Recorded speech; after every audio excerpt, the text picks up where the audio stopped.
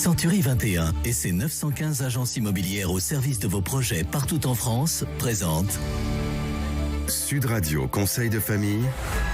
C'est l'heure de retrouver Conseil de famille avec Stéphane Moller. Bonsoir. Bonsoir Philippe Rossi. Stéphane, vous êtes associé au sein du cabinet VIA et nous nous retrouvons chaque soir pour parler immobilier, finance, droit de la famille, bref, pour parler de gestion de patrimoine. Stéphane, il y a parfois une confusion entre succession et transmission patrimoniale. Quelle est la différence ? Alors la succession, c'est le partage du patrimoine après le décès, alors que la transmission patrimoniale consiste à transmettre tout ou partie de son patrimoine avant son décès, de son vivant. Et quelles sont les motivations pour organiser une transmission anticipée de son patrimoine ? Alors, organiser sa transmission répond à deux objectifs. Un, faire le choix de son vivant de la façon dont on souhaite répartir son patrimoine. Deux, anticiper le paiement des droits de succession et souvent essayer de les minorer. Concrètement, à qui cela s'adresse ? Alors, les problématiques de transmission s'adressent à presque tout le monde.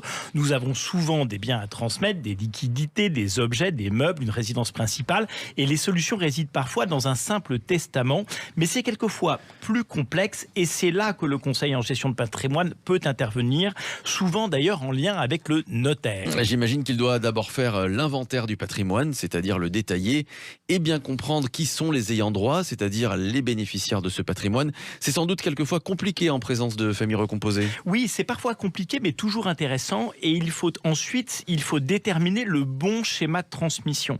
Et comme souvent, il y a plusieurs formules possibles, et c'est précisément au conseil en gestion de patrimoine de proposer plusieurs options de transmission à son client. Qu'est-ce qui différencie le conseil en gestion de patrimoine du notaire ? Alors, les deux sont très complémentaires. Le conseil en gestion de patrimoine a plus de temps à passer pour réfléchir aux différents schémas de transmission possibles et il dispose des produits qui permettent la mise en œuvre de ces stratégies.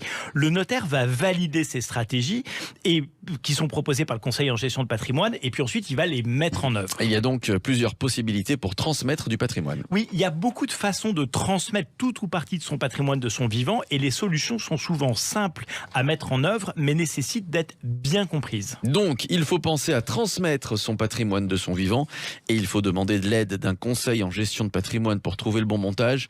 Tout au long de ces chroniques, nous donnons des éléments de réponse sur les différentes options de transmission de patrimoine et tous ces thèmes à retrouver évidemment sur le site de Conseil de famille, conseil avec un s-2-famille.com et pour réécouter cette chronique, le site de Sud Radio, sudradio.fr et la chaîne YouTube de Conseil de famille. C'était Sud Radio Conseil de famille. avec Century 21 et ses 915 agences immobilières au service de vos projets partout en France.